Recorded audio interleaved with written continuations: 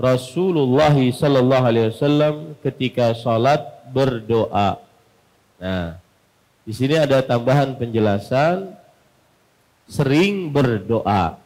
Bukan hanya berdoa, tetapi apa? Sering berdoa. Karena ada kana, kemudian ada yad'u.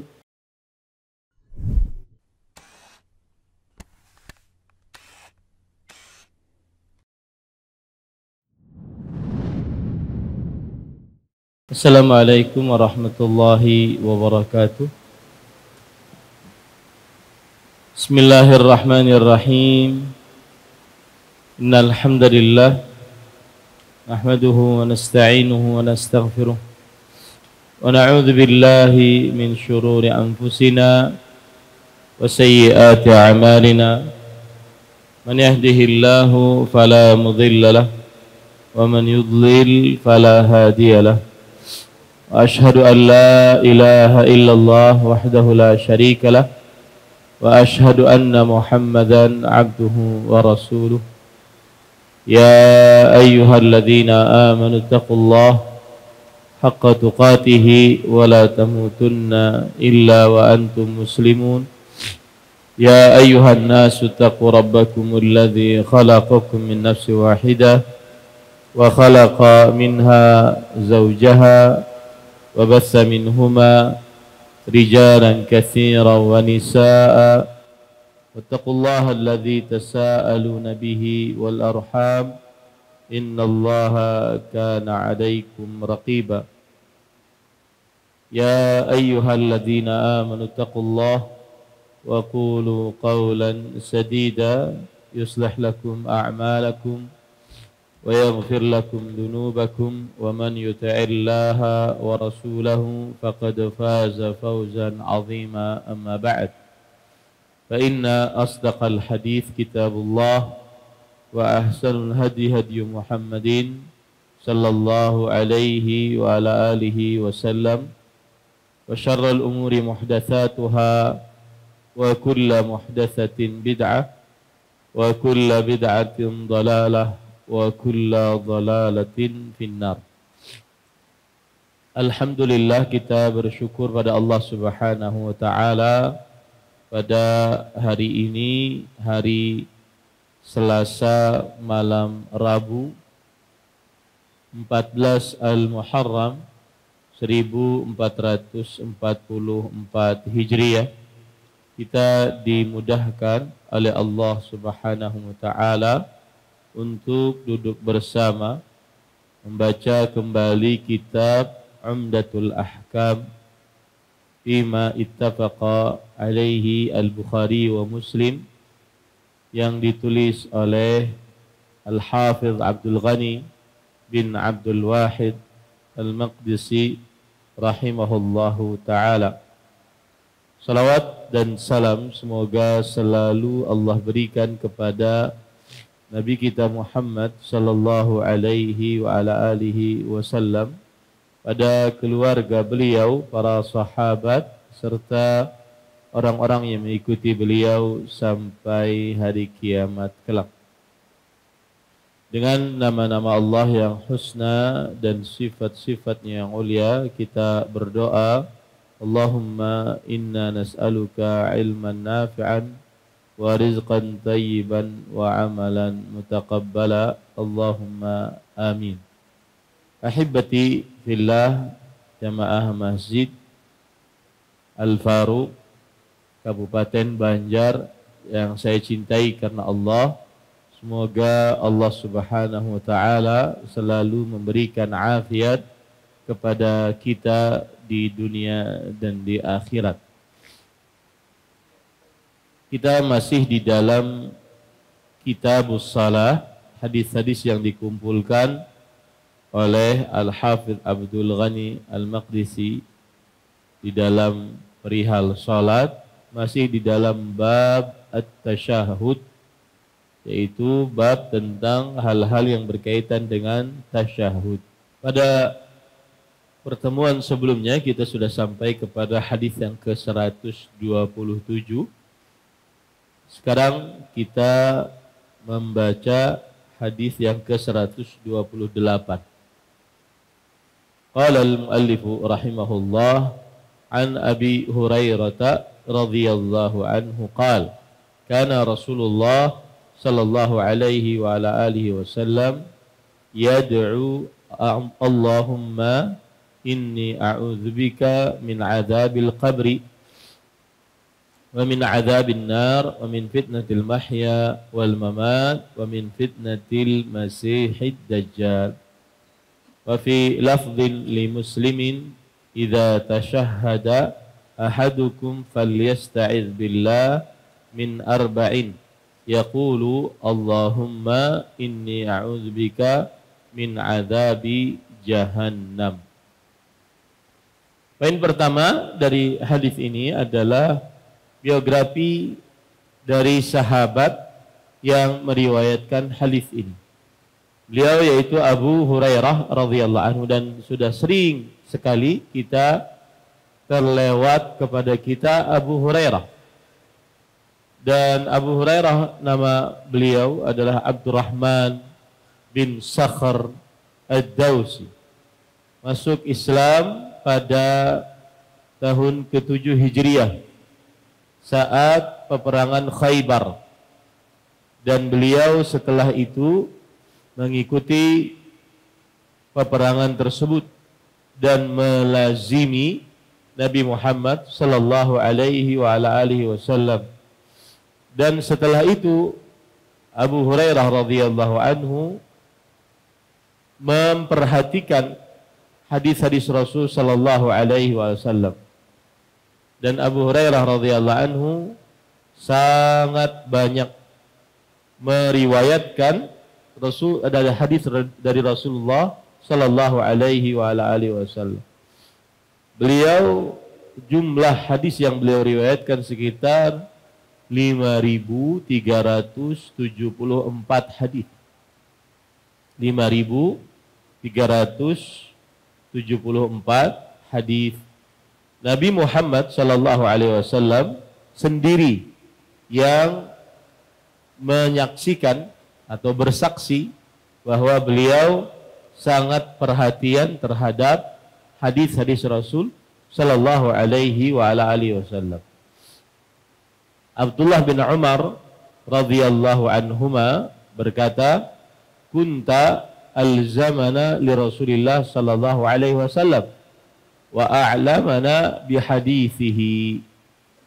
Kata Abdullah bin Umar radhiyallahu anhuma, "Engkau wahai Abu Hurairah adalah orang yang paling melazimi, selalu bersama, maksudnya melazimi Rasulullah sallallahu alaihi wasallam, dan paling tinggi ilmunya daripada kami dengan hadis Rasulullah sallallahu alaihi wa ala alihi wasallam." Begitu juga Umar bin Khattab radhiyallahu anhu, beliau berkata yang semisal dengan perkataan ini. Makanya Imam Bukhari rahimahullah, kana Abu Hurairah ahfadha man rawal hadis fi asrihi. Adalah Abu Hurairah radhiyallahu an orang yang paling banyak hafalan hadis di zamannya, yaitu di zaman para sahabat Nabi radhiyallahu anhu. Kemudian beliau wafat di kota Madinah pada tahun 57 Hijriyah. Pada tahun 57 Hijriyah. Nah, itulah tentang Abu Hurairah radhiyallahu anhu. Kemudian para ikhwah yang dirahmati oleh Allah Subhanahu wa taala, poin selanjutnya dari hadis ini adalah arti dari hadis ini. Abu Hurairah radhiyallahu anhu menuturkan bahwa Rasulullah sallallahu alaihi wasallam ketika salat berdoa. Nah, di sini ada tambahan penjelasan, sering berdoa. Bukan hanya berdoa, tetapi apa? Sering berdoa. Karena ada kana, kemudian ada yad'u. Kana yad'u. Kana itu fi'il mudhari', fi'il madhin naqis. Yad'u adalah fi'il mudhari'. Apabila ada kana kemudian setelahnya kata kerja yang langsung menunjukkan kepada terus menerus berdoa. Terus menerus berdoa. Nah, ini juga menjadi pelajaran bagi kita bahwa apabila ada kana kemudian beliau setelahnya yad'u, maka beliau terus menerus berdoa. Berkata Al-Imam Ibnul Mulaqqin rahimahullah, hadhihi tadullu 'ala al-mudawamah wat takrar. Karena ini menunjukkan kepada terus menerus dan diulang-ulang, ya, terus menerus dan diulang-ulang.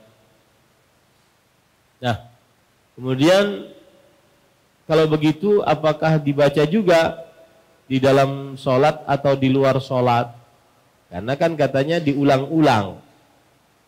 Dibaca juga nggak doa ini di dalam sholat atau di luar sholat? Maka jawabannya, para ikhwan yang dirahmati oleh Allah Subhanahu wa taala, dianjurkan membaca doa ini di akhir sholat sebelum salam. Dianjurkan membaca doa ini di akhir sholat sebelum salam. Dan pada ikhwan yang dirahmati oleh Allah Subhanahu wa taala, bahkan di dalam hadis riwayat Imam Muslim, Nabi Muhammad sallallahu alaihi wasallam mengajarkan doa ini seperti beliau mengajarkan sebuah surat dari Al-Quran. Kan penting. Beliau mengajarkan doa ini seperti beliau mengajarkan sebuah surat dari Al-Quran.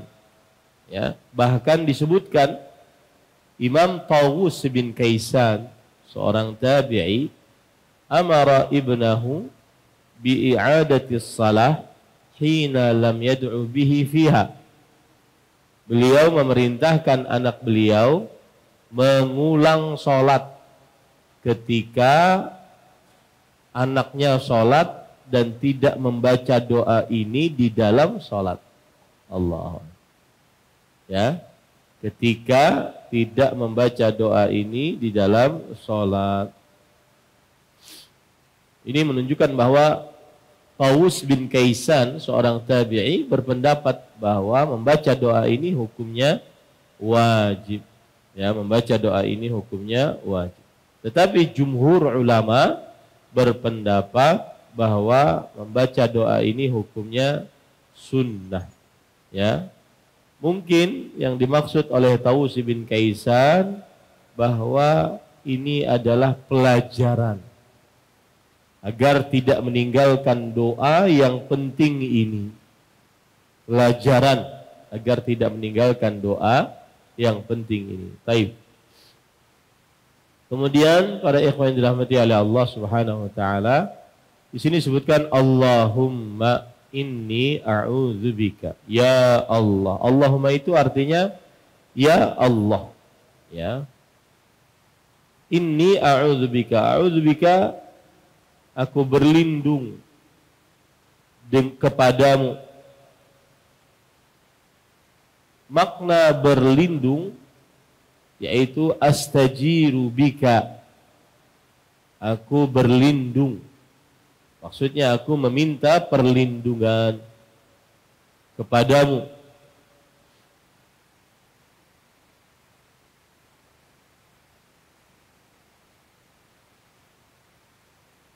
Min azabil qabr.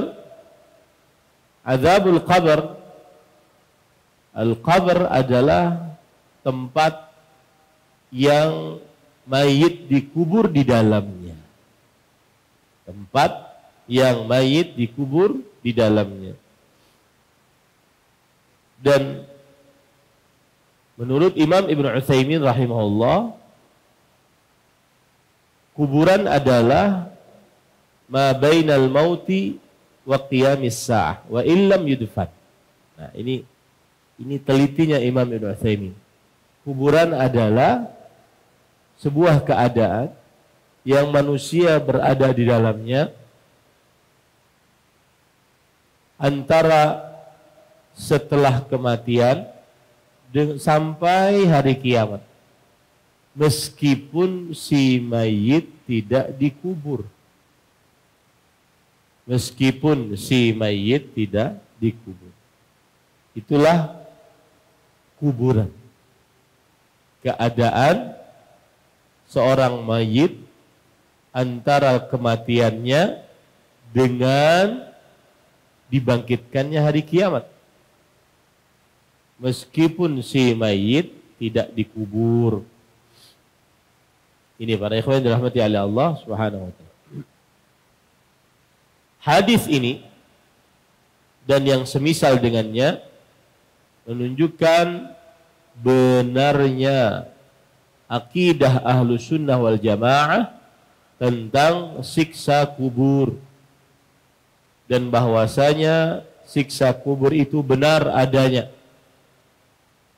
Dan hadis ini bantahan untuk para ahli bid'ah yang tidak mempercayai adanya siksa atau nikmat kubur. Siksa atau nikmat kubur. Inni a'udzubika min azabil qabri wa min azabin nar wa min fitnatil mahya wal mamat. Fitnah di sini ujian.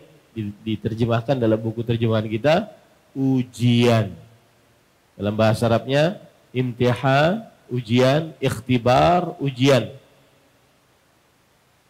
Dan berkata Al-Qadhi Iyad rahimahullah, isti'maluha fil 'urf li kashfi ma yukrah. Yaitu biasa dipakai untuk sesuatu yang membuka yang dibenci, membuka atau memperlihatkan yang dibenci, seperti terjadi kebakaran, pembunuhan, ya, itu namanya fitnah. Jadi fitnah dunia artinya adalah ujian di dunia atau keadaan genting di dunia yang menghantarkan kepada kerusakan. Nah, ini arti fitnatud dunya. Min fitnatid dunya, min fitnatil mahya, ujian kehidupan.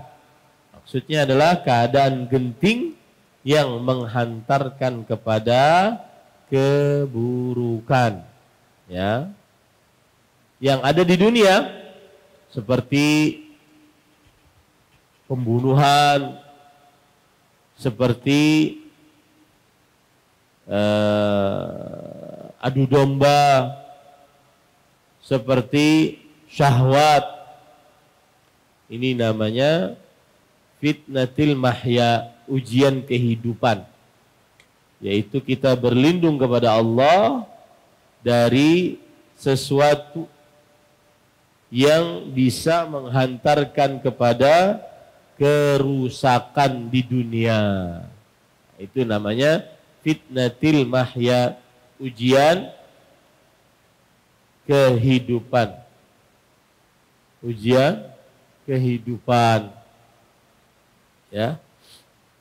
Ini para ikhwah yang dirahmati oleh Allah Subhanahu wa taala.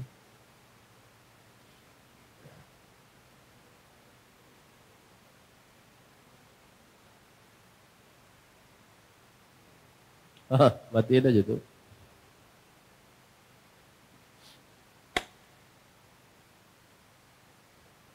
Sekali lagi, ujian kehidupan yaitu sesuatu yang didapati oleh manusia dari ujian-ujian saat hidup yang bisa menghantarkannya kepada kehancuran, kerusakan, seperti syahwat, seperti juga pembunuhan, seperti juga adu domba, ghibah, dan yang lain-lain. Inilah yang disebut dengan ujian kehidupan. Wa min fitnatil mamat, ujian kematian. Ujian kematian maksudnya adalah fitnatul qabr, yaitu ujian di dalam kubur, pertanyaan di dalam kubur. Ya, bisa dimaksudkan itu pertanyaan di dalam kubur. Man rabbuk, ma dinuk, man nabiyuk.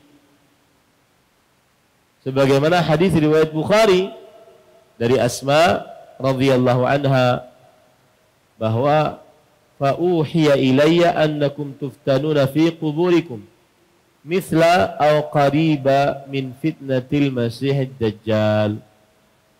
Kalian akan diuji oleh Allah di dalam kuburan kalian seperti atau yang mendekati ujian Dajjal.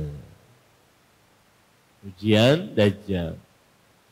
Nah, ini yang dimaksud dengan ujian kematian, yaitu pertanyaan di dalam kubur. Ya, yang itu yang dimaksud dengan ujian kematian, yaitu yang di dalam kubur. Nah, serta ujian Al-Masih Ad-Dajjal. Para ikhwan yang dirahmati oleh Allah Subhanahu wa taala, mengapa disebut Al-Masih Ad-Dajjal? Pertama, Al-Masih Ad-Dajjal adalah musuh Allah, tukang dusta. Kenapa disebut Dajjal? Litamwihihi wa taghtiyatihil haq. Karena tipu dayanya dan karena penutupannya terhadap kebenaran. Ini yang disebut dengan Dajjal. Maka arti Dajjal kata As-Sa'lab Al-Kadzab, tukang dusta. Arti Dajjal adalah tukang dusta. Imam Al-Qurtubi ketika menafsiri surat Ghafir ayat 56, innal ladzina yujadiluna fi ayatillahi bighairi sultanin atahum. Yang artinya sesungguhnya orang-orang yang memperdebatkan tentang ayat-ayat Allah tanpa keilmuan. Para ikhwan yang dirahmati oleh Allah Subhanahu wa taala, kata Imam Al-Qurtubi, Ad-Dajjal safin wa yukanna Abu Yusuf wa qala wa huwa Yahudi.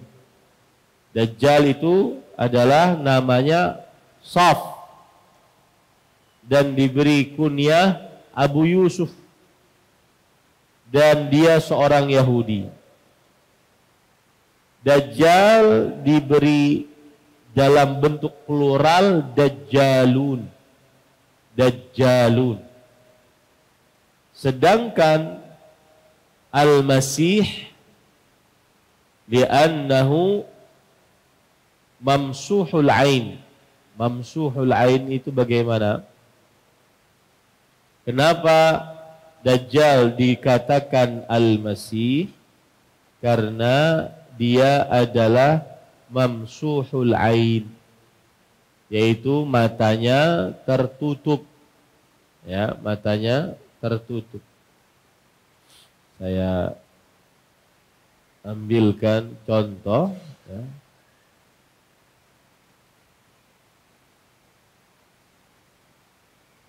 Ini contoh saja. Orangnya tidak seperti ini. Allahu a'lam.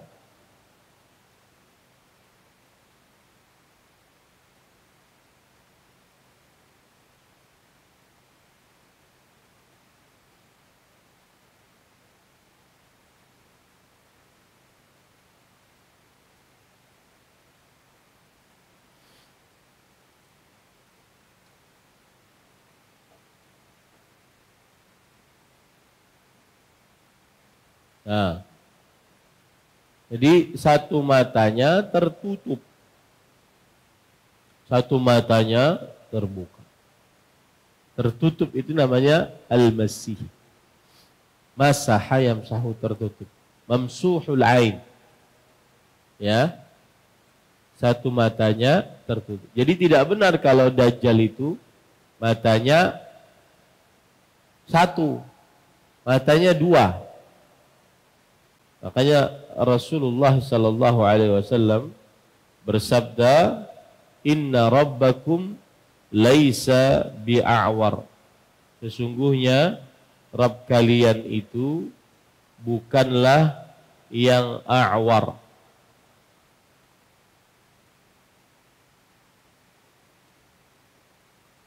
A'war adalah mata yang terbuka satu, tertutup satu, terbuka satu. Itu namanya a'war. Seperti yang kita contohkan tadi, ya. Terbuka satu, tertutup satu. Ini namanya a'war. A'warul ain. Masih artinya adalah tertutup satu, terbuka satu. Ya. Nah. Ada lagi yang mengatakan limashihil arda 'inda khuruji. Ketika Dajjal keluar, maka dia akan mengelilingi bumi. Mengelilingi maksudnya al-masih. Tadi kata-kata yamsahu fil ard, dia mengelilingi bumi. Makanya disebut dengan al-masih.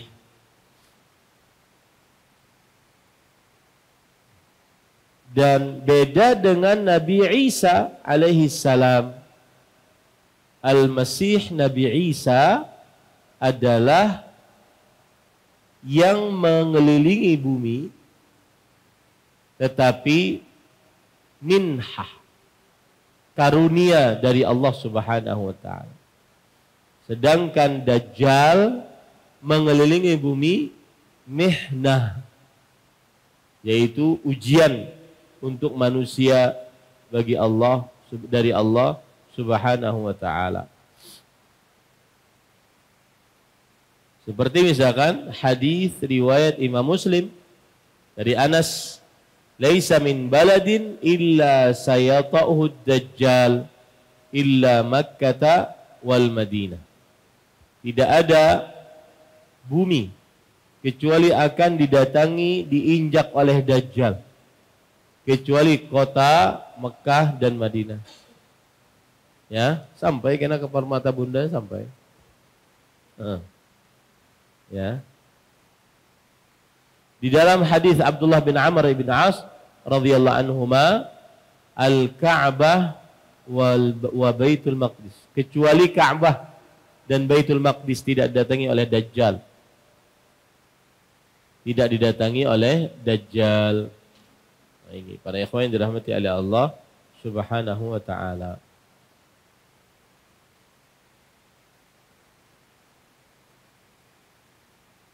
Saya akan sebutkan beberapa sebab yang membuat kita terjaga dari ujian Dajjal. Beberapa sebab yang membuat kita terjaga dari ujian Dajjal. Yang pertama, belajar agama Islam. Karena dengannya kita akhirnya mengetahui nama-nama Allah dan sifat-sifat Allah Subhanahu wa ta'ala. Dan dengannya akhirnya kita mengetahui Dajjal itu a'warul ain. Matanya satu tertutup, satu terbuka. Dan dengannya kita mengetahui bahwa Allah laisa bi'awar. Sedangkan Allah bukan mata yang seperti itu. Ya. Kemudian juga dengan belajar ilmu agama kita tahu bahwa Allah itu tidak bisa dilihat di dunia. sampai mati manusia seluruhnya, tidak bisa dilihat di dunia. Tetapi Dajjal bisa dilihat, berarti bukan Tuhan Dajjal. Yang kedua adalah sering-sering minta perlindungan kepada Allah dari ujian Dajjal, seperti doa yang kita baca ini hadisnya, ya. Dan ini doa mengandung di dalam sholat atau di luar sholat. Jadi boleh dibaca di dalam sholat, boleh juga dibaca di luar sholat, agar terjaga dari Dajjal. Yang pertama, belajar ilmu agama sehingga mengetahui mana Allah, mana Dajjal. Yang kedua, sering-sering beristi'adzah, minta perlindungan kepada Allah dari Dajjal. Yang ketiga adalah kata Imam As-Saffarini rahimahullah dalam kitab beliau Lawami'ul Anwar, mimma yanbaghi likulli 'alimin an yabutha ahadits ad-dajjal bainal auladi wan nisa'i war rijal. Waqad qala Ibnu Majah sami'tu at-Tanafisi yaqulu sami'tu al-Muharibi yaqul yanbaghi an yurfa hadha al-hadits, yani hadits ad-dajjal ila al-muaddibi hatta yu'allima as-sibyan fil kutab. Waqad warada min alamati khurujihi nisyanu dzikrihi 'ala al-manabir. Oh subhanallah, ya. Imam As-Saffarini ini sebentar saya carikan. As-Saffarini, ulama Islam, ahli akidah. Beliau mempunyai kitab Lawami'ul Anwar. Beliau berkata, termasuk yang harus dilakukan oleh seorang alim, menyebarkan hadis-hadis tentang Dajjal di tengah anak-anak, para istri, dan juga para lelaki. Bahkan Imam Ibnu Majah berkata, aku pernah mendengar At-Tanafisi berkata, aku pernah mendengar Al-Muharibi berkata bahwa harus hadis ini diangkat, diberikan kepada para guru sehingga mereka mengajarkan anak-anak kecil di sekolahan-sekolahan. Dan termasuk tanda akan keluarnya Dajjal adalah dilupakannya penyebutan Dajjal di mimbar-mimbar. Khutbah-khutbah, ceramah-ceramah semestinya menceritakan tentang Dajjal. Ini bisa dilihat di dalam kitab Majma'uz Zawaid. Nah, yang keempat yaitu membaca surat Al-Kahfi dengan menghafal awalan surat Al-Kahfi. Nabi Muhammad SAW memerintahkan membaca awalan surat Al-Kahfi dan juga akhiran dari surah Al-Kahfi. Dalam hadis riwayat Imam Muslim, man adrakahu minkum falyaqra alaihi fawatiha suratul kahfi. Suratul kahfi. Siapa dari kalian yang mendapati Dajjal, maka bacakanlah awal-awal surat Al-Kahfi. Dan dalam hadis riwayat Muslim yang lain, man hafidha 10 ayatin min suratil kahf usima minad dajjal.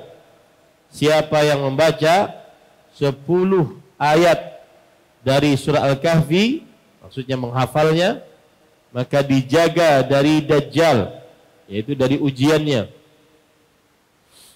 Para ikhwan yang dirahmati oleh Allah Subhanahu wa taala,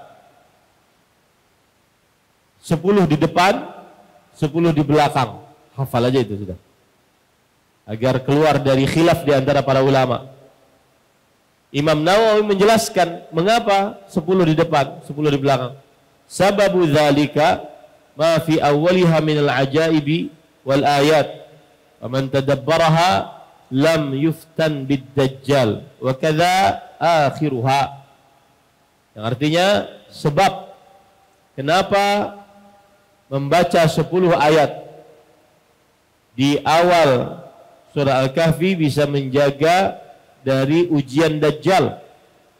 Karena di dalam 10 ayat tersebut terdapat keajaiban-keajaiban, tanda-tanda kekuasaan Allah bagi siapa yang mempelajarinya.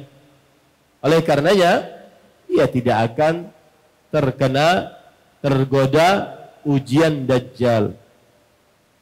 Alhamdulillahilladzi anzala ala abdil kitaba wa lam yaj'al lahu aywaja qayyiman liyunzira ba'san shadidan min ladunhu wa yubashshiral mu'minina alladhina ya'maluna as-salihati anna lahum ajran hasana makithina fihi abada wa yunzira alladhina qalu ittakhadallahu walada ma lahum bihi min ilmin wala li abahim kaburat kalimatan takhruju min afwahim sayaquluna illa kadhiba. Habis itu fala'allaka baqi'un nafsaka ala atharihim illam yu'minu bihadzal hadithi asafa inna ja'alna ma 'alal ardi zinatan laha linabluwahum ayyuhum ahsanu amala wa inna laja'iluna ma 'alaiha sa'idan juruza am hasibta anna ashabal kahfi warraqimi kanu min ayatina ajaba idh awal fityatu ilal kahfi faqalu rabbana atina min ladunka rahmah wa hayyi lana min amrina rasyada. Habis itu sudah 10 ya, sampai situ ya, berarti sampai selesai doa ya, atina min ladunka rahmah wa hayyi lana min amrina rasyada, sampai situ ya, dihafal agar terjaga dari Dajjal kalau pina esok datang. Ya. Kemudian 10 dari akhir dari mana? Afa hasibal ladzina kafaru ayattakhidhu ibadi ayattakhidhu afa hasibal ladzina kafaru. Apa ayatnya? Ulun biasa menghafalnya setelah ayat setelahnya.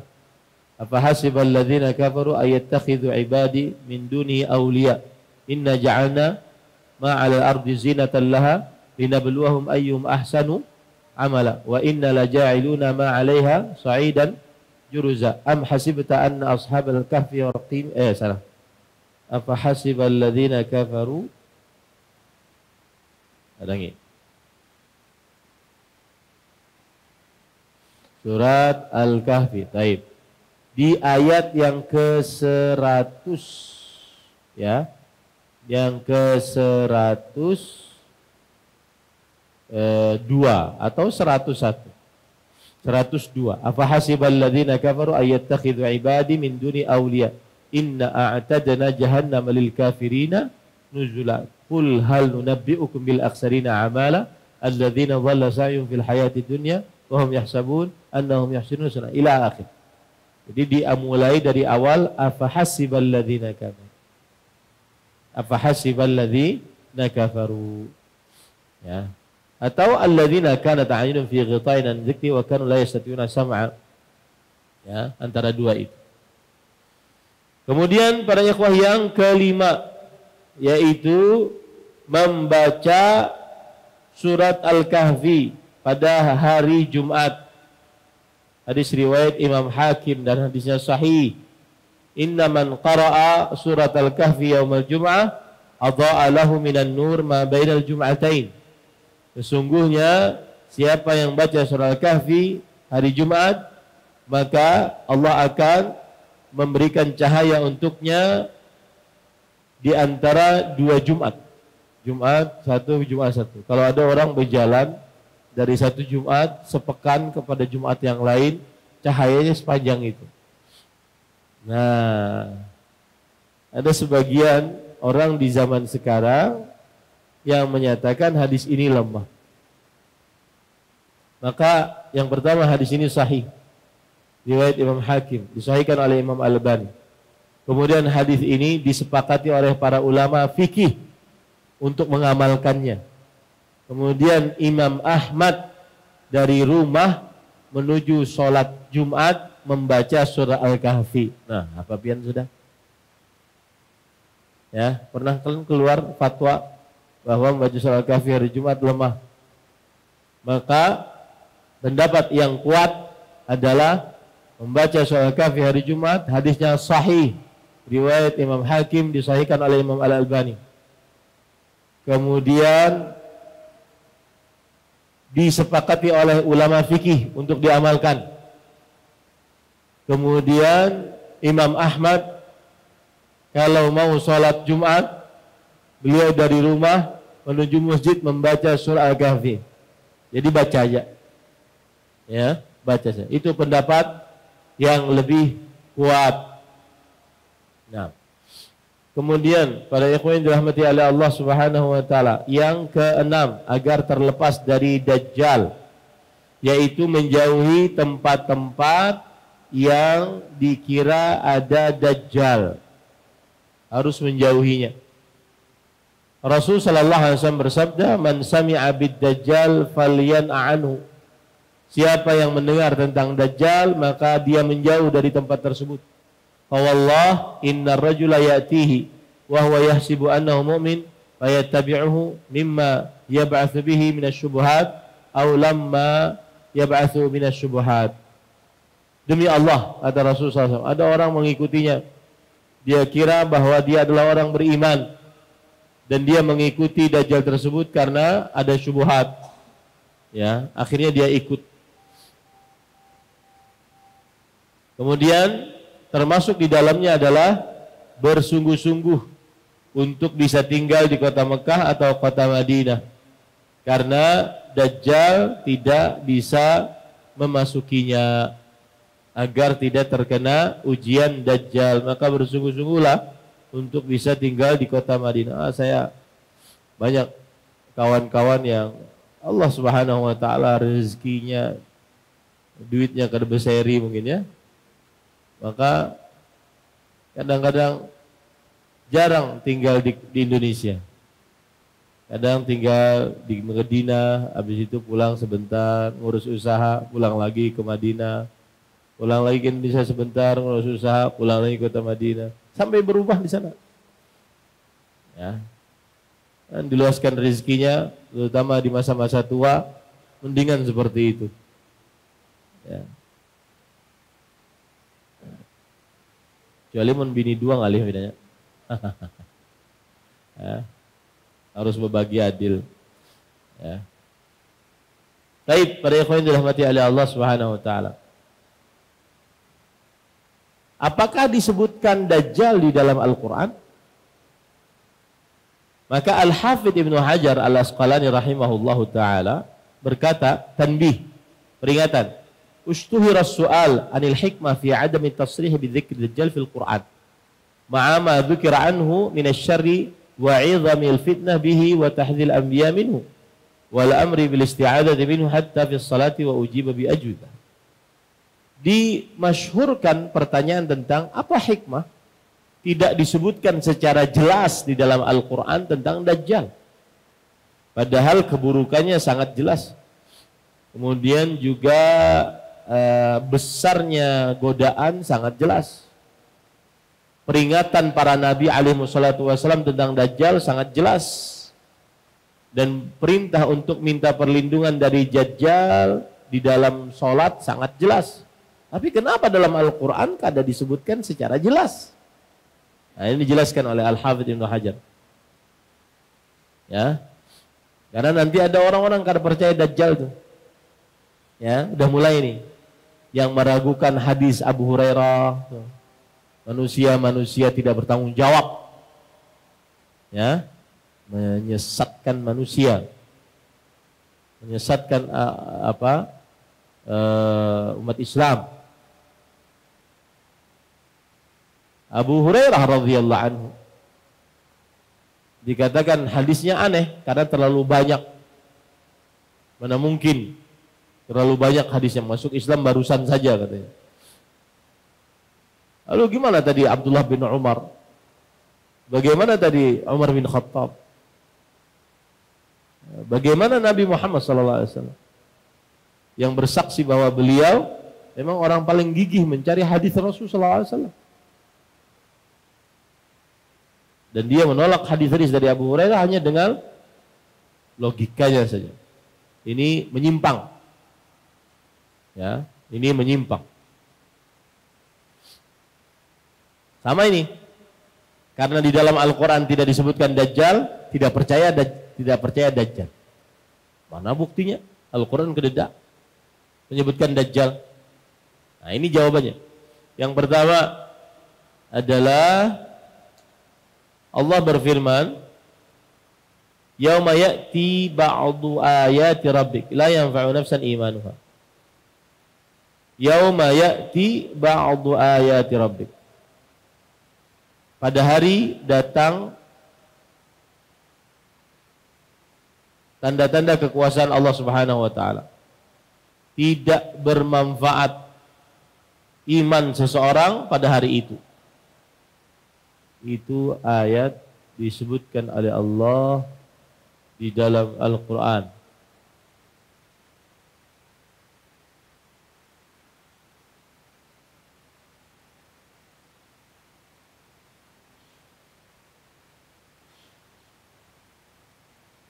Surat Al-An'am ayat 158. Yauma ya'ti ba'du ayati rabbik la yanfa'u nafsan iman wa lam takun amanat min qabla wa kasabat fi imaniha khaira. Pada hari tanda-tanda kekuasaan Allah datang. Pada hari itu iman seseorang tidak bermanfaat yang belum beriman sebelumnya atau tidak mengerjakan kebaikan di dalam keimanannya. Diriwayatkan oleh Imam Tirmidzi dari Abu Hurairah radhiyallahu anhu akan ayat ini, "Salasatun idza kharajna lam yanfa' nafsan imanuha." 3 perkara. Kalau 3 ini keluar, iman seseorang tidak bermanfaat. Ya. Kalau sebelumnya belum beriman. Pertama Dajjal, yang kedua ad-dabbah, hewan, yang ketiga tulu'us syams min maghribiha. Terbitnya matahari dari barat. Nah, ini enggak manfaat. Nah, ini menunjukkan para ikhwan yang dirahmati oleh Allah, Allah memberikan isyarat di dalam Al-Quran tentang keluarnya Dajjal. Dan dijelaskan di dalam hadis-hadis sahih. Jadi kalau seandainya ada orang berkata, mana di dalam Al-Quran ada penyebutan Dajjal? Maka kita jawab, dijelaskan di dalam apa? Hadis sahih. Disebutkan oleh Allah dalam surat Al-An'am ayat berapa tadi? 158. Ya, 158. Kemudian Allah juga memberikan isyarat di dalam Al-Qur'an tentang keluarnya Dajjal sampai turunnya Nabi Isa alaihissalam. Wa in min ahlil kitab illa la yu'minanna bihi qabla mautih. Ya, illa la yu'minanna bihi qabla mautih. Dan tidak ada ahlul kitab kecuali akan benar-benar beriman sebelum meninggalnya Nabi Isa alaihissalam. Sebelum meninggalnya Nabi Isa alaihissalam. Baik. Ini disebutkan oleh Allah Subhanahu wa taala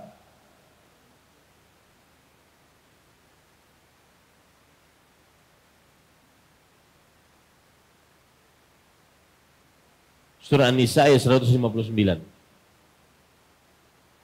Kemudian wa innahu la'ilmun lis-sa'ah.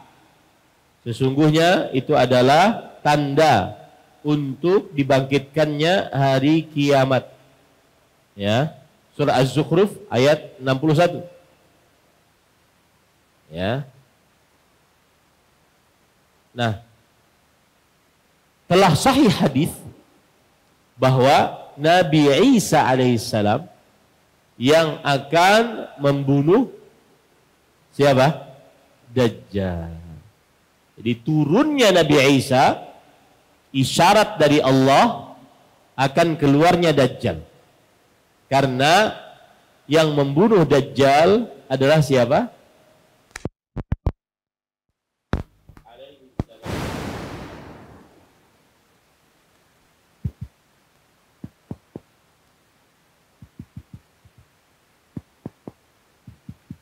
Cek. Taib. Yang membunuh Nabi Isa, membunuh Dajjal adalah Nabi Isa alaihissalam. Nah, yang ketiga, sebab mengapa tidak disebutkan dalam Al-Quran. Jadi kalau ditanya, adakah penyebutan Dajjal dalam Al-Quran? Ada. Surat Al-A'raf ayat berapa tadi? 158. Kemudian surah An-Nisa ayat berapa tadi? 159. Dan surah Az-Zukhruf ayat 61. Ya. Nah. Sebab yang ketiga, mengapa Dajjal tidak disebutkan dalam Al-Quran? Jawabannya adalah karena ihtiqaran, yaitu bentuk pencelaan, penghinaan terhadap Dajjal, tidak pantas untuk disebutkan di dalam Al-Quran.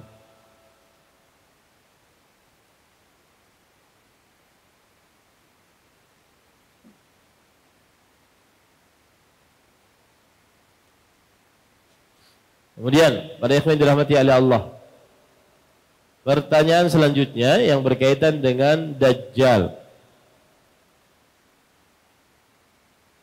Apakah Dajjal ada di zaman Rasulullah sallallahu alaihi wasallam? Maka jawabannya, kata Al-Hafidh Ibnu Hajar, muqtada hadithi Fatimah binti Qais fi qissati Tamim ad-Dari alladhi akhrajahu Muslim annahu kana mawjudan fil ahdi nabawi wa annahu mahbusun fi ba'd al-Jazair. Subhanallah. Konsekuensi dari hadis Fatimah binti Qais di dalam kisah Tamim ad-Dari radhiyallahu anhu yang diriwayatkan oleh Imam Muslim, bahwa Dajjal ada di zaman Nabi dan dia terpenjara di beberapa daerah. Ini ya, para ikhwah. Kapan keluar Dajjal? Diriwayatkan dari An-Nawas bin Sam'an radhiyallahu anhu. Dajjal keluar menurut hadis Nawas bin Sam'an riwayat Muslim, yakhruju 'inda fathil muslimin al-Qastantaniyah. Kan keluar ketika kaum muslimin menaklukkan Konstantinopel. Di mana Konstantinopel itu? Turki ya. Di Turki ya, menaklukkan Turki. Kemudian pertanyaan selanjutnya, apa sebab keluarnya Dajjal? Dijelaskan dalam hadis riwayat Muslim dari Abdullah bin Umar radhiyallahu anhuma, dari Hafsah radhiyallahu anha, annahu yakhruju min ghadbatin yaghdabuha. Dajjal keluar karena saking marahnya keluar dia, ya. Dari mana dia keluar? Pertanyaan selanjutnya. Dari manakah dia keluar? Maka jawabannya min qibalil masyriq, dari arah timur. Dari arah timur. Kemudian terdapat riwayat bahwa beliau akan keluar dari Khurasan. Aina Khurasan? Di mana Khurasan? Persia, Iran, betul. Khurasan, ya, Iran.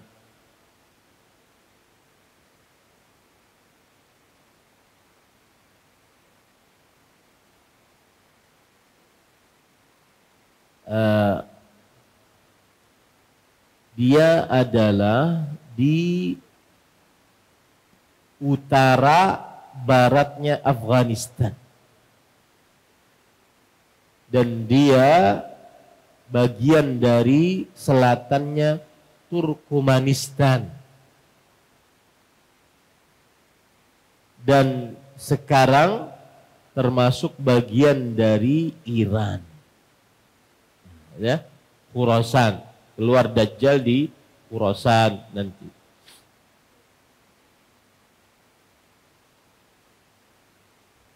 Diriwayatkan oleh Imam Hakim dari hadis Abu Bakar radhiyallahu anhu, annahu yakhruju min Asbahan. Beliau keluar dari daerah Asbahan, ya.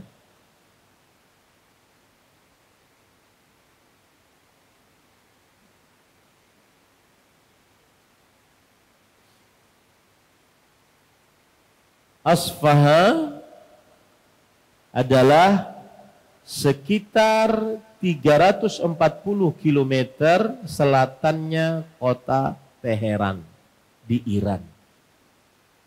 Asbahan. Keluar dari situ. Riwayat Imam Muslim.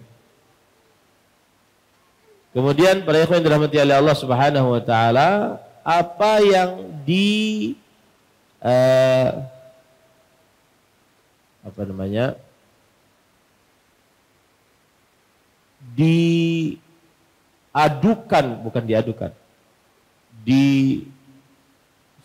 oleh Dajjal. Aku ini sebagai apa oleh Dajjal? Dia mengaku sebagai apa? Maka yakhruju awwalan fayadda'il imana wassalah. Dia keluar pertama kali lalu mengaku beriman, mengaku sebagai orang saleh. Tsumma yadda'in nubuwah. Lalu naik mengaku menjadi nabi. Tsumma yad'il ilahiyah. Lalu naik mengaku menjadi Tuhan. Nah, ini para ikhwan yang dirahmati oleh Allah Subhanahu wa taala. Jadi seperti itu, ya. Nah, ini beberapa pengetahuan tentang Dajjal. Saya ingin menambahkan pengetahuan tentang Nabi Isa, mengapa disebut dengan Al-Masih tadi, ya. Maka jawabannya yang pertama, li'annahu kharaja min batni ummihi mamsuhan bid-duhn. Al-Masih. Karena Nabi Isa keluar dari perut ibunya dalam keadaan sudah diluluri minyak. Kalau bayi kan pakai minyak telon. Nah, di sini sudah diluluri minyak, keluar dalam keadaan sudah belulur minyak. Subhanallah, ya. Satu. Yang kedua, karena Nabi Zakaria mengusapnya, makanya disebut dengan Al-Masih. Nabi Zakaria sang paman mengusapnya, makanya disebut dengan Al-Masih. Tiga, li'annahu kana la yamsahu dha'aha illa bari. Karena Nabi Isa alaihissalam tidaklah beliau mengusap orang yang cacat, orang yang sakit kecuali sembuh. Mengusap. Al-Masih artinya mengusap. Masahayam sahu, mengusap. Tiga itu sudah. Kemudian yang keempat yang sudah saya sebutkan, di annahu kana yamsahul ard bi siyahatihi, karena beliau jalan di atas muka bumi ini. Sebagaimana siapa? Dajjal juga jalan. Tapi Dajjal jalannya adalah ujian. Sedangkan Nabi Isa jalannya adalah karunia dari Allah. Kemudian sebab yang selanjutnya, li'anna rijlahu kanat la akhmasa laha. Karena batis sidin tidak ada perut telapak kakinya. Kita semua mempunyai perut telapak kaki kan? Ada di sini. Nabi Isa kada lurus. Makanya disebut dengan Al-Masih. Kemudian ada lagi yang mengatakan lilibsihil masuh. Artinya karena Nabi Isa alaihissalam memakai al-masuh. Al-masuh itu kain. Jadi pakaian cuma kain. Kain diputar-putar gitu. Ya, tidak ada baju seperti ini, kain. Ada yang mengatakan Al-Masih adalah ambilan dari kata pakai bahasa Ibrani yang artinya masyikha. makanya disebut dengan Masih. Bahasa Arabnya Masih, bahasa Ibraninya Masyikha. Ada yang mengatakan Al-Masih artinya adalah As-Siddiq, orang yang selalu berkata jujur. Nah ini makna mana Al-Masih untuk Nabi Isa. Nah, tadi sudah saya jelaskan makna-makna Al-Masih untuk Dajjal. Nah, begitu ya. Nah.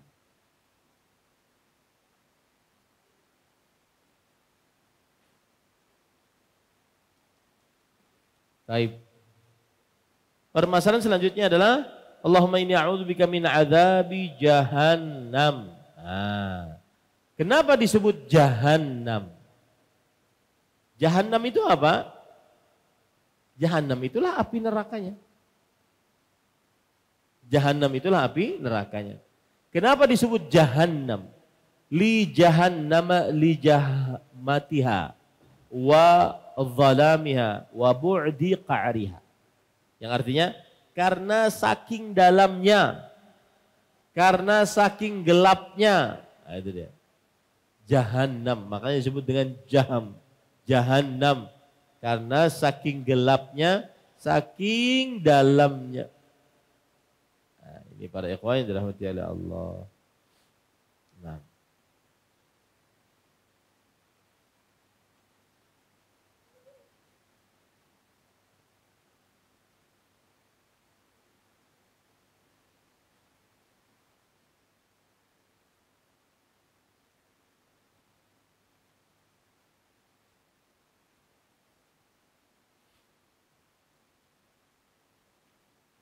Nah.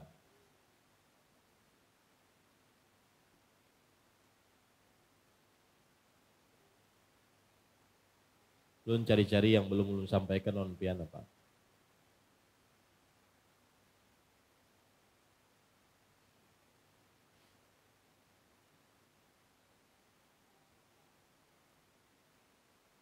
Para ikhwah yang dirahmati oleh Allah Subhanahu wa taala,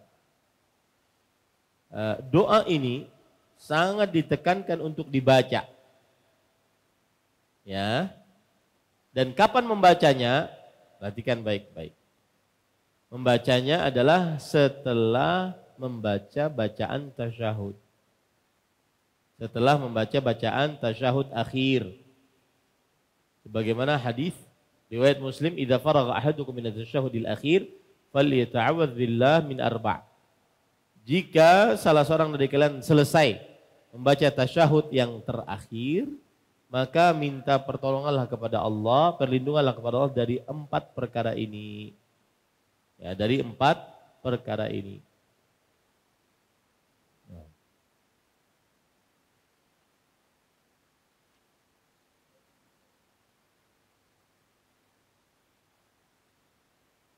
Nah, kiranya lengkap sudah, alhamdulillah.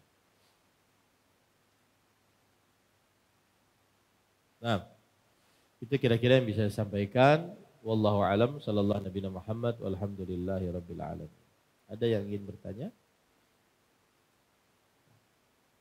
Apakah benar pengikut Dajjal paling banyak kaum wanita? Kenapa sebabnya? Iya, benar. Dalam beberapa riwayat sahih. Sebabnya adalah karena para perempuan mereka memakai perasaan. Ya. Para perempuan memakai perasaan. Mereka tidak memakai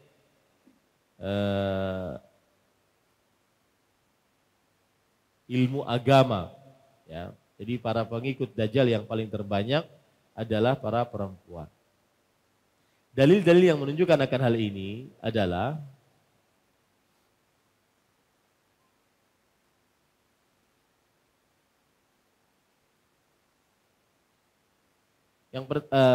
pengikut-pengikut Dajjal dulu saya sebutkan ya. Yang pertama orang-orang kafir.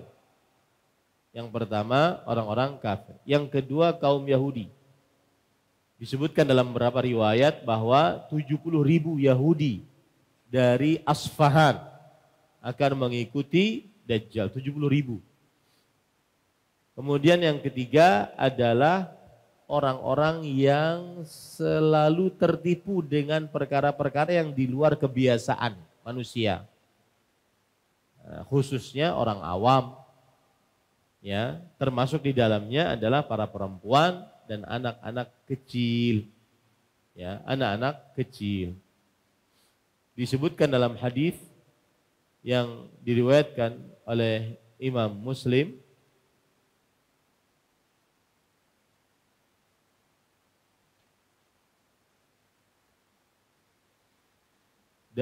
Imam Ahmad dari Abdullah bin Umar radhiyallahu anhu, beliau berkata Nabi Muhammad SAW bersabda, yanzilud dajjal fi hadhihi sabkhah bi marri qanatin wa yadi fil madinah fayakunu aktsaru man yakhruju ilaihi an-nisa hatta inna rajula yarji'u ila hamimihi wa ila ummihi wa ibnatihi wa ukhtihi wa ammatihi wa yuwathiquha ribatan makhafata an takhruja ilaih.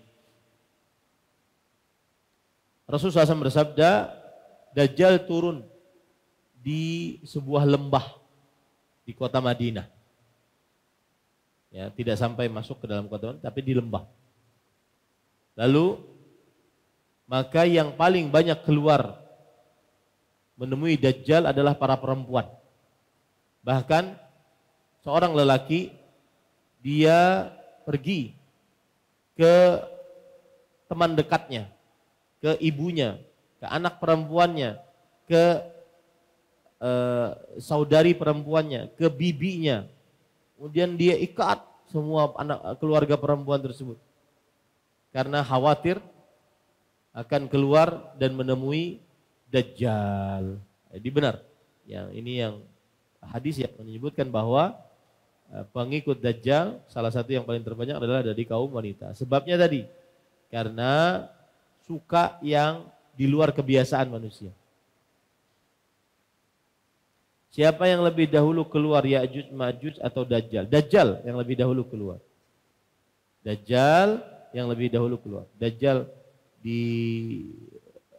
berperang melawan Nabi Isa dengan Imam Mahdi. Mati Dajjal, kemudian keluar Ya'juj Ma'juj. Bagaimana bersabar menyikapi dari suami yang sering menyakiti saya? Siapa sini? Ya. Jangan disakiti perempuan. Perempuan itu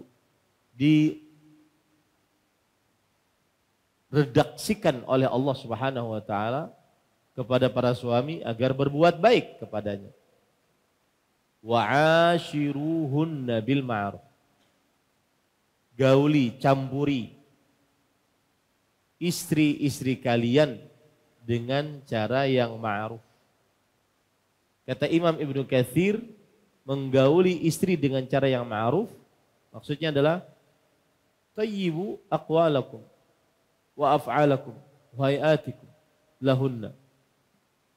Perbagus ucapan kalian, perbuatan kalian, penampilan kalian bagi istri kalian. Ya.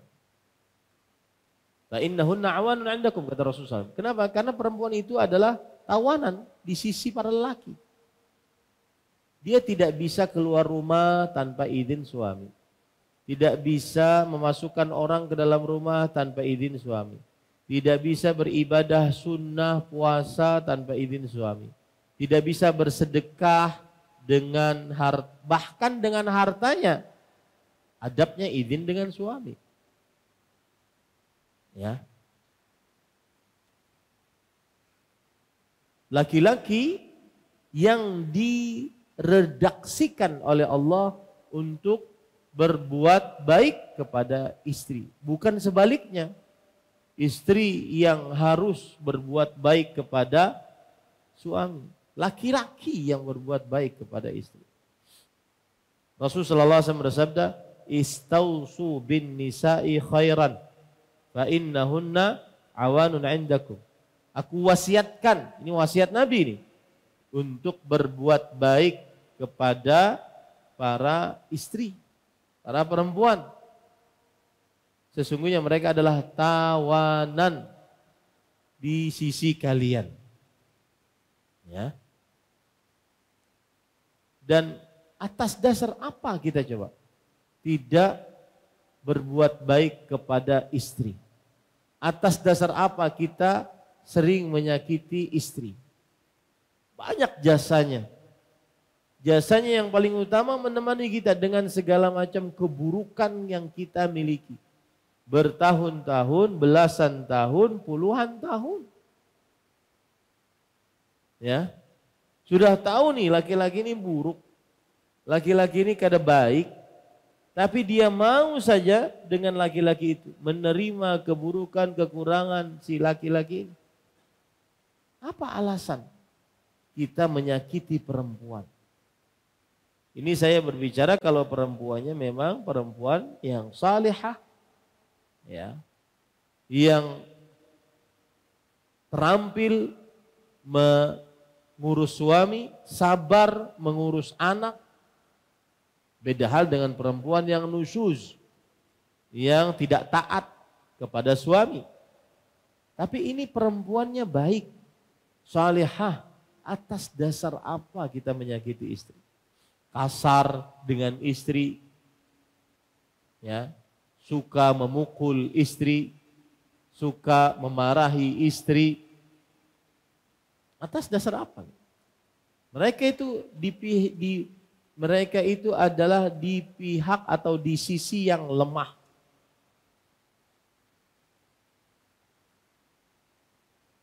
Tidak di sisi yang kuat. Dari sisi agama. Makanya Rasulullah SAW bersabda, la yafraq mu'minun mu'minah in kariha minha khuluqan radhiya minha akhar. Suami yang beriman tidak memarahi istri yang beriman. Jika ia membenci sesuatu dari istrinya, maka ia akan ridha yang lain dari istrinya. Maksudnya sifat-sifat lain dari istrinya. Makanya kalau kita sedang marah kepada istri, lihat kebaikan-kebaikannya, ingat kebaikan-kebaikannya. Ini gelas, ada kosongnya, ada isinya. Kalau kita melihat yang kosong selalu, maka lupa akan isinya. Dan tidak ada wanita yang sempurna di atas muka bumi ini. Atas dasar apa kita menyakiti istri kita? Jika mereka salihah dan jika mereka taat kepada suami. Atas dasar apa? Sering, di sini disebutkan sering menyakiti saya. Subhanallah. Ini adalah curhatan seorang istri.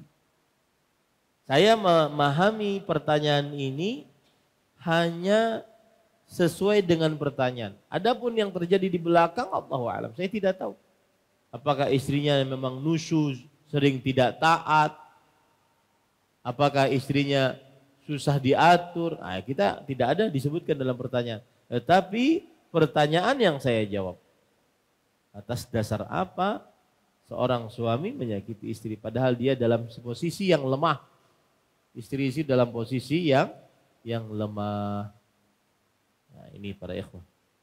Wallahu a'lam. Kita cukupkan dengan kafaratul majlis. Subhanakallahumma bihamdik, asyhadu an la ilaha illa anta astaghfiruka wa atubu ilaik. Wa sallallahu nabiyana Muhammad walhamdulillahi rabbil alamin. Wassalamualaikum warahmatullahi wabarakatuh. Terima kasih. Jazakumullah khairan wa barakallahu fikum. Video ini dibuat atas partisipasi dari donasi Anda. Semoga menjadi amal jariah bagi Anda semuanya.